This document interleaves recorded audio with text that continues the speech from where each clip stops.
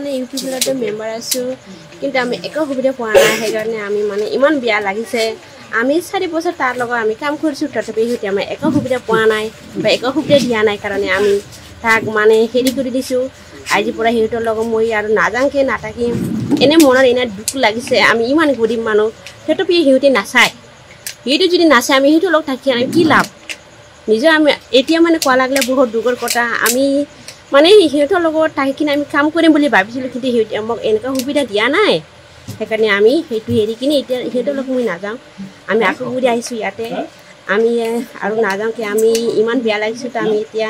লাংগনৰ লগতে থাকিম ইয়াতে মানে সদায় মানে জড়িত হৈ থাকিম সিহঁতৰ লগতে কাম কৰিম আমি এতিয়া মানে সিহঁতক মানে এনেকুৱা কৰিব লাগে সিহঁতক মানে ডাউন কৰিব লাগে সিহঁতে মানে একো সুবিধা দিয়া নাই আমি আগতে ইমান সুবিধা পাইছিলোঁ কিন্তু মাজত কওঁতে আমি একো সুবিধা পোৱা নাই সেইকাৰণে আমি সিহঁতৰ লগত আমি নাযাওঁ আৰু নাথাকিম আমি আজিৰ পৰা ইয়াৰ ছাৰৰ লগত থাকিম আমাৰ ধৰ্ণাগুৰি লোকগুৰি সকলোৱে আমাৰ ভাই বইনী দাদা বৈ সকলে ওজনাতে ইউপিপিএলত দিছিলে আজি আকৌ সব নাঙ্গল হল সব বিপিএফ হল মই আদৰি লৈছোঁ যেটো বেলেগ মানুহ নহয় ৰাভা সম্প্ৰদায়ৰ মানুহ নিজৰ মানুহ আমাৰ সবেই চিনাকি ইয়াৰ কাৰণে মই আদৰি লৈছোঁ আৰু আশা কৰিছোঁ আমি বাউখুংগুৰি সমষ্টিত